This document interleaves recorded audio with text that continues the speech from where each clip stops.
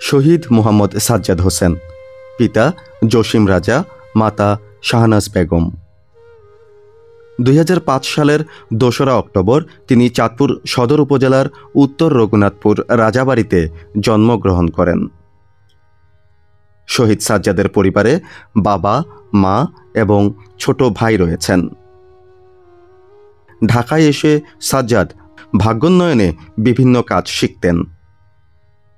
2024 সালের 19 জুলাই মিরপুর 10-এ আন্দোলনরত অবস্থায় গুলি ও গুরুতর জখমে শহীদ হন তিনি।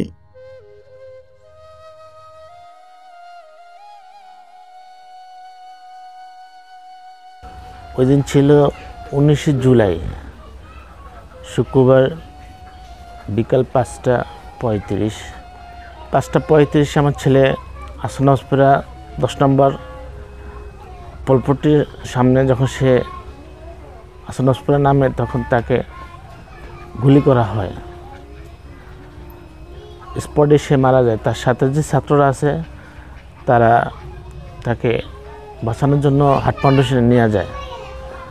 হার্ট ফাউন্ডেশন নেওয়ার পরে ডাক্তাররা তাকে মৃত্যু ঘোষণা বলে যে ভাই সে তো নাই, আমাদের হাসপাতালে ঢুকেন না, আমাদের হাসপাতালটা ভেঙে ফেলবে। ওরা বাইরের থেকেই তারা মৃত্যু ঘোষণা করে দেয়। তখন ওর মামারা সাথে সাথে খবর পায়। মণিপুর স্কুলের সামনে ওর মামাগো বাসা। ও মারা যায় 10 নম্বর, হার্ট ফাউন্ডেশনে নিয়ে যায় ছাত্ররা সাথে। তাই ওর মামারা খবর পায় সাথে সাথে যায় হার্ট ফাউন্ডেশনে। ওখান থেকে তারে নিয়ে আমার বাড়িতে চলে আসে। 20 জুলাই শনিবার সকালে আমরা ফজর পরে তাকে মাটি দেয়ালাই।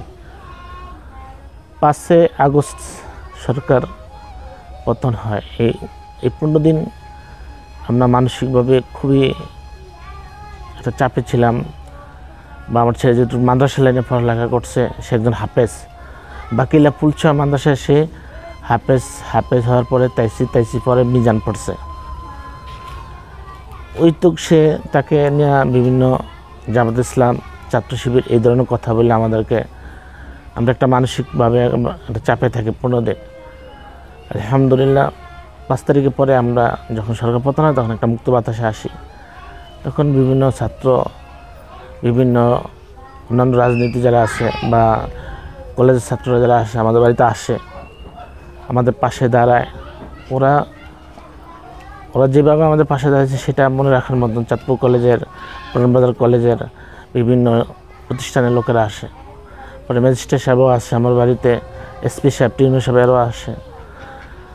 তো আমার ছেলে পড়ালেখা করছে চাঁদপুরে, ঢাকা আমার শ্বশুর বাসা। তো আমি কনস্ট্রাকশন কাজ করি। আমার ছেলে বয়স 18 বছর 10 মাস।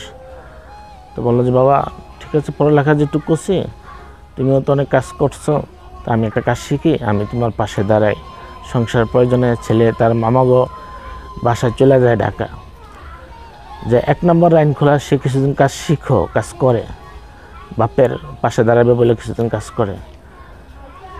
তো ছেলে যেহেতু ছাত্র, বয়স 18+, দেশের বা নিজের ভালো মন্দ বোঝার মতো একটা অবস্থা হয়েছে বা বয়স হয়েছে, সে নিজের থেকেই 17 জুলাই আন্দোলনে জড়িয়ে যায়। ওর একটা ছাত্র গ্রুপ ছিল, ওই জায়গায় বেশিরভাগ ছাত্রই ছিল মণিপুর স্কুলের। ওর সাথে যাদের সাথে তার পরিচয় ছিল বা বন্ধুত্ব ছিল, 18 জুলাইও সে আন্দোলনে যায়। 19 জুলাই আমার বাবা আর ফিরে আসে নাই। 19 জুলাই জুমা ফিরা ভাত খায়া ওর আন্টিরে বলে যে আমাকে খানা দাও, আমি তাড়াতাড়ি 10 নম্বর যাইতে হবে, আমার লগের ছেলেরা ওখানে আসতে যাইতে হবে।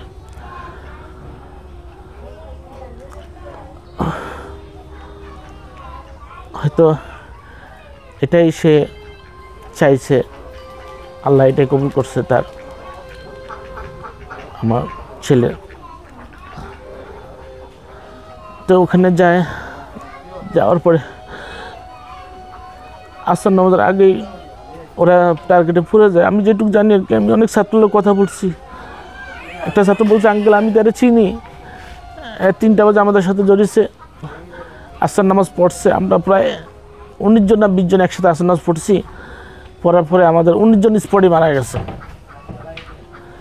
19 জুলাই বিকাল 5:35 দেখবেন যে মিরপুর অনেক ছাত্র মারা গেছে একই স্পটে। এর ভিতরে আমার ছেলে একজন।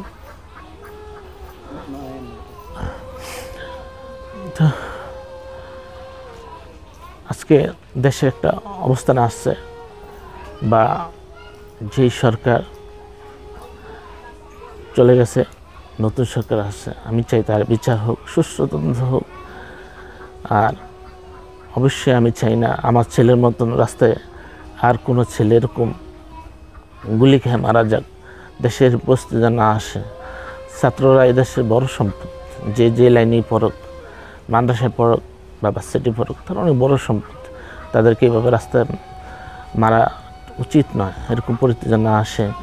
আমাদের দেশের আইনশৃঙ্খলা বাহিনী যেন এরকম আর না করে কোনো পক্ষে, এটা আমি চাই। আল্লাহ এই দেশে শান্তির ব্যবস্থা করে দেবে।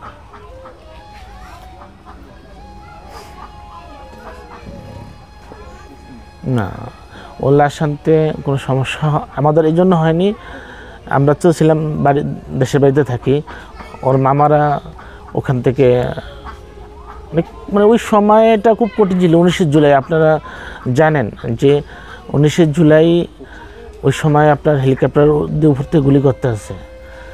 ওই সময়টা ওই মিরপুর থেকে আমার ছেলের লাশটা নিয়ে আসাটা এটা খুব কঠিন একটা কাজ। আল্লাহ আনছে, এটাই খুব সহজে। পথে পথে ওনাদের অনেক বিপদ হচ্ছে, অনেক জায়গায় কিসের লাশ, ওর পাঞ্জাবি পরা ছিল, পায়জামা পরা ছিল, টুপি ছিল, এগুলো আবার ধারি ছিল মুখে, এগুলো অনেক বিব্রত হয়েছে। অবশেষে আলহামদুলিল্লাহ আল্লাহ আনছে। আর দেশে যখন আনার পরে আপনার রাজনীতির যারা ওরা কেউ আসে নাই, ছেলে জানাজাও দেখা গেছে আসে নাই। শুধু বেশিরভাগই আলেমরা ছিল, হুজুরা ছিল, মাদ্রাসার ছাত্ররা ছিল। যেহেতু পুলচা মাদ্রাসার ছাত্ররা নাম করা, যে কেউ জিজ্ঞেস করলে দেখা দিব ওই মাদ্রাসার ছাত্র, সে ওরাই বেশিরভাগ ছিল। ওখানে সে প্রায় 6 বছর পড়ালেখা করছে। ওখান থেকে কাজের উদ্দেশ্যে ঢাকা গেছে, আর কোথাও পড়েনি, কিছুদিন কাজ শিখছে। আমি কনস্ট্রাকশন কাজ করি, বাপের পাশে দাঁড়াইব, এটাই এটা আমার ছোটো ছেলে, আমাদের ছোটো ভাই, সাজ্জাদের ছোটো ভাই। ভাইয়ের কথা বলবা কিছু, ভাইয়াটা খুব মিস করে। আমার 2টা ছেলে, এটা 11 বছর বড়, এটা 11 বছর ছোট, এটা মানে দুজনের মাঝে ডিফারেন্স আর কি। এটা 9 বছর, ওটা এখন 20 বছর হইতো আর কি। ভাইয়াটা খুব ভাই কাজ করে আপনার যে কটাকে পাইতো এই বাইরে দিত, এই বাইরে ফাটিয়ে দিত। আমার বাইরে জামা কিনে দিয়ে ঈদের সময়, লাস্ট গত কুরবানিদের সময় তারে কাপড় চোপড় কিনে দিচ্ছে, এই রোজারিতেও কিনে দিচ্ছে। এই বছর আর কেউ দেয় না, মানে ভাই কেউ দেয় না আর কি। ভাই তো নাই, ভাই দিব করতে নেই। আপনার যখন মানে গরম যাওয়ার পরে ঠান্ডা এসে, ওর একটা ফেভারিট কম্বল ছিল লাল, ওই ঘর থেকে কম্বল নিয়ে কবরস্থানে উপরে দিয়ে দিচ্ছে। ভাবছে যে মানে ওর মনে এটাই যে ভাইয়ের ঠান্ডা লাগতেছে, চাদরটা দিয়ে দিয়ে গায়ের উপরে নিয়ে দিয়ে দিচ্ছে। আবার পরীক্ষা দিতে যাইব, আমরা কইতে পারবো না। ওর নাম সাফায়েত। তুমি সাফায়েত কই গেছো? বাইরে কইতে গেছি। মানে বাইরের কবরে যায়, বলে যে ভাইয়া পরীক্ষা দিতে যাই। এই ভাইয়া যখন ছোটো ছিল, একটা চামচ মাদ্রাসা থেকে চুরি করে নিয়েছে, এই চামিচটা দিয়ে বাইরে নাস্তা খাওয়াবো, ছোট্ট।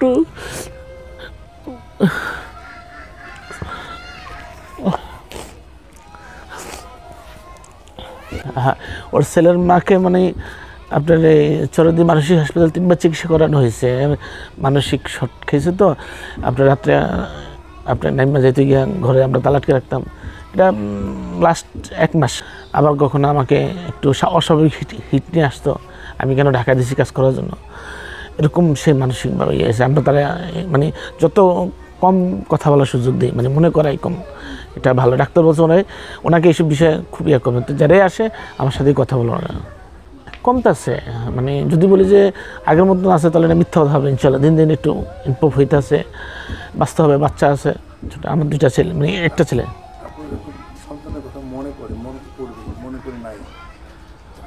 আবার কি না, যখন মনে পড়ে তখন অবসর করি। এটা আপনারা হয়তো বাবা হয়েছেন জানেন, আমিও তখন আমারও মাথায় কাজ করে না ঠিক মতো। আমি যে কাজ করি এটা খুব কষ্টের কাজ, যারা জানেন কনস্ট্যান্ট লেভেলের কাজ।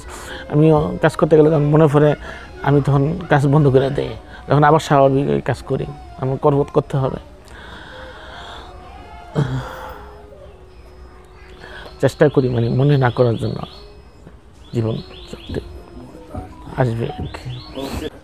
আমি এটাই চাই, যেটা মানে এটা মনের কথা, আমি একজন বাবা হিসাবে, যে আমার ছেলে চলে গেছে, আমার ছেলেরা আর পাবো না, কিন্তু বাংলাদেশের ইতিহাসে আর কখনো যেন এরকম 24শে জুলাই বা এরকম না আসে, এরকম কোনো সরকার যেন গঠন না হয়, বা আর কোনো মায়ের সন্তান।